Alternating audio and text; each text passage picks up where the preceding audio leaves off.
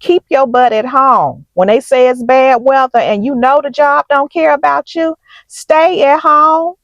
These storms are exposing how dependent we are on the system. We always running for the bread, the cheese, and the milk, but we're never thinking about survival and things that's going to sustain us. And I feel like it's mirroring our lives. Because we live what? Paycheck to paycheck. We go to the grocery store once a week. We're never buying things to build a pantry or anything. We're always thinking like tomorrow it's going to work itself out. We don't start thinking for ourselves until it's too late. We always depending on the system to do it for us. Like here in Alabama, we are never prepared for snow. Our city, our state, it shuts down. It doesn't have enough sand. It does not have the infrastructure to operate when snow is on the road.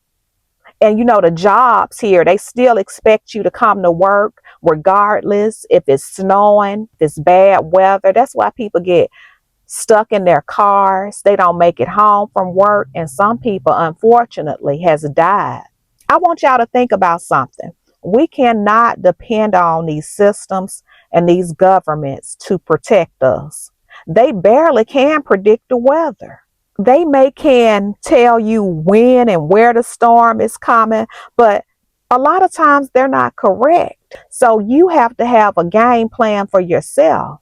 Perfect example. I remember Hurricane Katrina. I was watching the documentary. There was a lot of police officers and emergency personnel. They were supposed to be out with the other police officers, but they were at home taking care of their family. As a result, they lost their job because the captain and the chief was like, you're supposed to be here at your job regardless.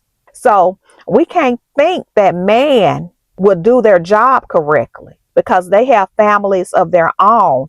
And sometimes they just can't get to you. If it's thick ice on the road, sometimes it's impossible to reach you.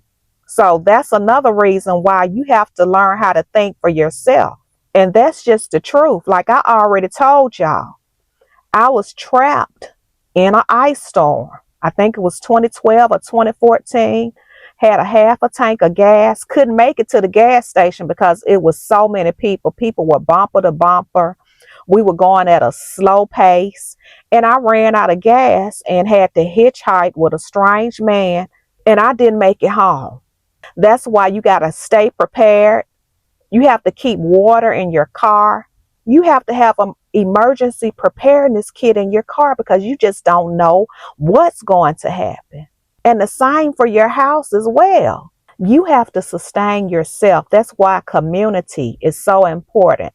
I watch a lot of homestead channels and they talk about being prepared. They talk about keeping your food pantry stocked and growing your own fruits and vegetables. You have to be connected to people in order to do that. You can't just depend on the system alone. They will fail you. I remember during the 2020 era, y'all remember what happened, that evil virus. It was a lot of things that they stopped making. Well, it was a lot of things that just were not available to us, like hand sanitizer, Lysol, and all of that. But another thing was the baby formula.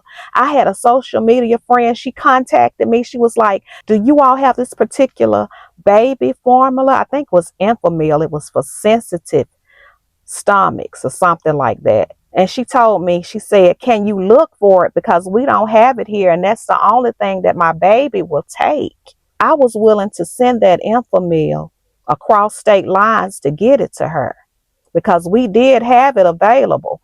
So you have to make connections with people sometimes. Security is not in the system, y'all.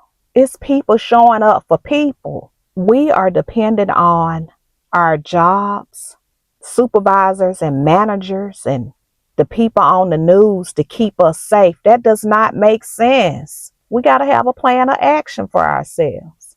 How are you going to heat your home if the power goes out? Do you have enough medication? You have to think about it like some people have children that have different allergies. I have a coworker like that. She stated it was a bad storm one time and her child needed this allergy medicine that she had to inject and she was having a hard time getting it. You got to have those medicines available. You have to have a plan of action. Make sure you have that medicine at home. What are you going to do if you get trapped in the snow? If you're in a place where it snows a lot, you may want to keep kitty litter. Yes, kitty litter to put up under your tire to get some traction going. Now they're talking about this bad ice that's supposed to hit tomorrow night. That's Saturday night. Now it's supposed to be northeast of me, and where I'm at is just supposed to be bad rain. I've been trapped in my car before. I've had to hitchhike with a stranger. It's not a good feeling, but it taught me a lesson. I need to be prepared for myself. And you just have to make an executive decision sometimes. Keep your butt at home. When they say it's bad weather and you know the job don't care about you, stay at home. But just remember, these storms expose a lot about ourselves, how society is dependent on the system that really don't care about them. It reminds us to stay prepared and prayed up because the system can't control God. It may can control man, but it can't control the hand of God. And when this weather starts stirring up, you have to be prepared because God will shut a whole city down. But y'all let me know what tools. Y'all give me some advice of what you all do to stay prepared because that's how we help each other. Let me know what you all do in the comments. And I just want to say thank you to the community. I know I'm in my car a lot. That's a helicopter coming. I don't know if you all can hear it or not, but I'm in my car a lot because I don't have a whole lot of time when I get home. You all know I drive 130 miles a day, and sometimes just sitting in my car is the only way that I can create content. And I enjoy talking to you all. You all are wild sometimes. You all say some of the funniest things, and you just don't know how much it brightens my day.